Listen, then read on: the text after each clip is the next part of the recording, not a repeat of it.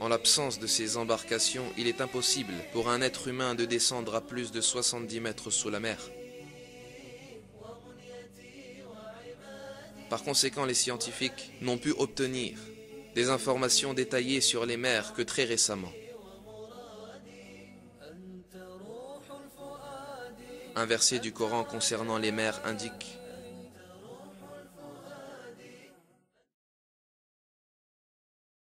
أو كظلمات في بحر لجي يغشاه موج من فوقه موج من فوقه سحاب ظلمات بعضها فوق بعض إذا أخرج يده لم يكد يراها.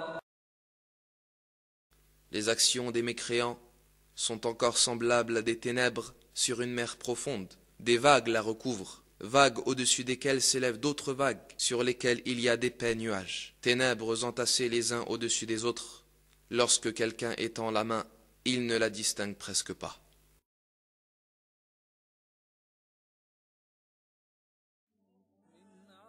Une information sur laquelle notre attention est portée dans ce verset est le fait qu'en plus des vagues de surface, il existe un second type de vagues sous la mer. Il n'y a que récemment que les scientifiques ont découvert l'existence de ces vagues internes parmi les couches de l'eau de mer en profondeur à des densités différentes. Les vagues internes sont invisibles pour l'œil humain, bien qu'elles puissent être identifiées en étudiant les variations de température et de salinité à des profondeurs particulières. Il est impossible à un être humain, en l'absence de moyens technologiques, de l'équipement contemporain, d'avoir la moindre connaissance de ces mouvements de vagues sous la mer. Pourtant, dans le Coran, révélé il y a 1400 ans, Dieu Tout-Puissant parle de ces vagues internes dans les profondeurs des mers.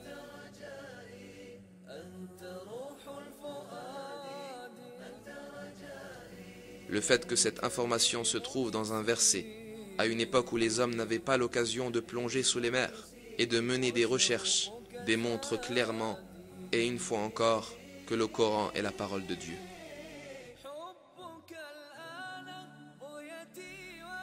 En prenant en compte la séquence indiquée dans le verset, on fait d'abord référence à l'obscurité des mers, puis à leurs vagues internes, puis à leurs vagues en surface, et enfin aux nuages au-dessus d'eux.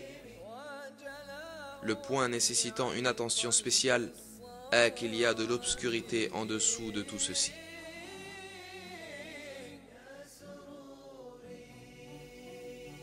En réalité, les recherches employant la technologie actuelle ont montré que la lumière ne peut descendre à plus de 200 mètres sous la surface, et qu'une obscurité totale l'emporte après 1000 mètres. Mais en l'absence d'appareils sous-marins avancés, il est impossible qu'un être humain descende à de telles profondeurs. Il mène des observations et découvre que l'eau devient sombre.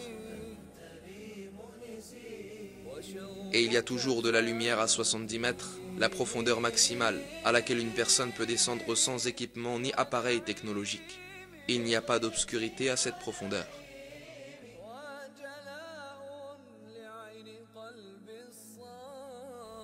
Il était donc impossible qu'au 7e siècle, quand le Coran fut révélé, que des hommes aient pu plonger sans appareil spécial ni bouteille d'oxygène et aient pu découvrir l'obscurité des mers.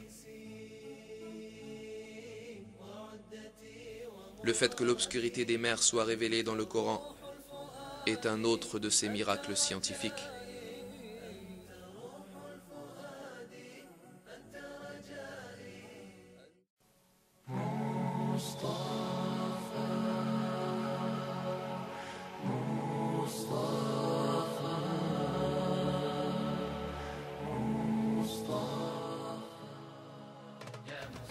Des recherches menées grâce à la technologie avancée de notre époque, ainsi que des observations et des calculs, ont jeté la lumière sur plusieurs secrets concernant l'univers.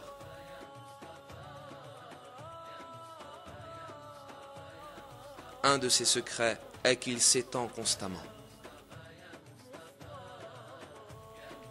Cette idée d'expansion fut proposée pour la première fois au début du XXe siècle. Le physicien russe Alexander Friedmann et le cosmologiste belge Georges Lemaître calculèrent théoriquement que l'univers est en mouvement permanent et qu'il s'étend.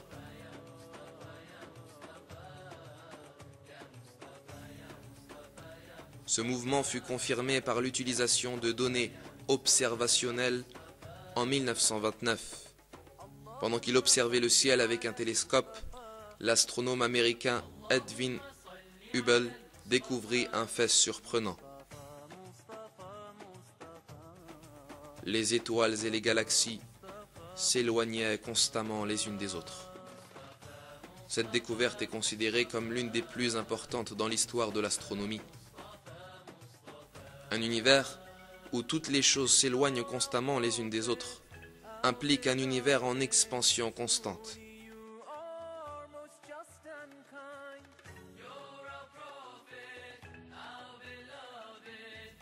Les corps dans l'univers sont comme des points à la surface d'un ballon que l'on gonfle. De la même manière que plus l'on gonfle le ballon et plus les points à sa surface s'éloignent les uns des autres. Les corps célestes s'éloignent aussi les uns des autres au fur et à mesure que l'univers s'étend. Il n'y avait aucune technologie et aucune science de l'astronomie il y a 14 siècles quand le Coran fut révélé. Personne ne connaissait ces faits. Pourtant, des versets énoncent clairement que l'univers est en expansion.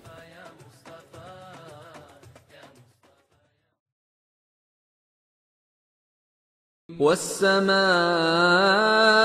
بَنَيْنَاهَا بِأَيْدٍ وَإِنَّا لَمُوسِعُونَ. Le ciel, nous l'avons construit par notre puissance et nous l'étendons constamment dans l'immensité. Écoutez maintenant attentivement les paroles de ces savants. Chacun ayant reçu des textes coraniques dans son domaine de spécialisation, afin de les étudier. On leur pose ensuite ces questions. Qu'en pensez-vous? Est-ce que cela peut provenir d'un être humain?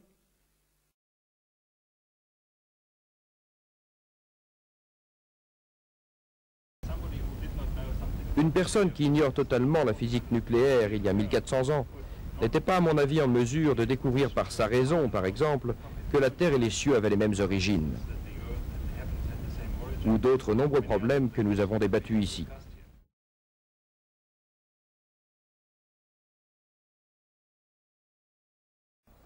Cette description est une chose extrêmement difficile. C'est pour cela qu'il est certain qu'il ne s'agit pas de simple sens humain. L'homme ordinaire ne pouvait expliquer ce phénomène avec une telle précision.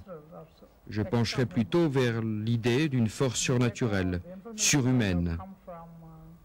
Ces informations sont issues d'une source supranaturelle.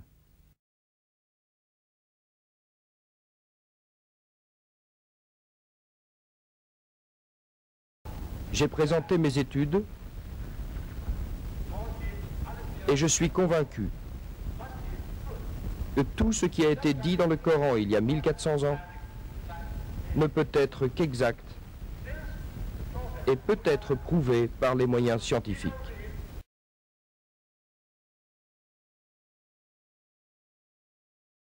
Ce que le Coran a énoncé voilà de très nombreuses années est réellement ce que le scientifique découvre aujourd'hui.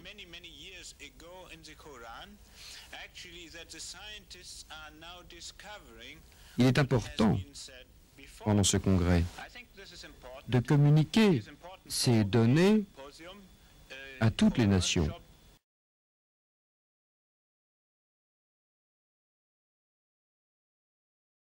L'homme dont nous parlons il y a 1400 ans, illettré qu'il était, faisait des déclarations d'une précision et d'une profondeur incroyables de nature scientifique. Personnellement, je ne peux croire qu'il s'agit d'une simple coïncidence.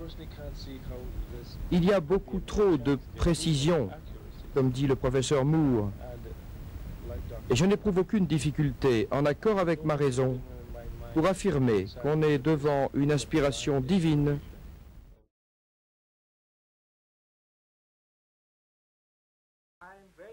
Je dis que je suis très impressionné par la découverte de la vérité dans le Coran.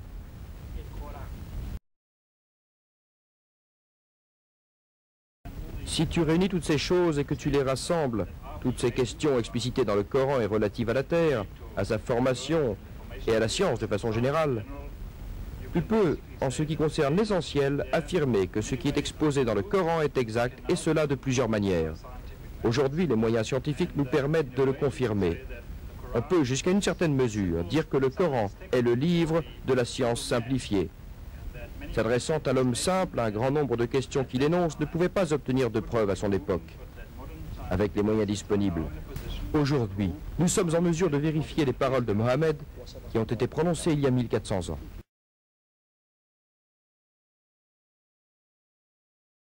De nombreuses études et recherches effectuées sur le Coran et le Hadith au cours des 4 dernières années ont permis d'aboutir à une classification des embryons humains qu'on peut conseiller comme impressionnante.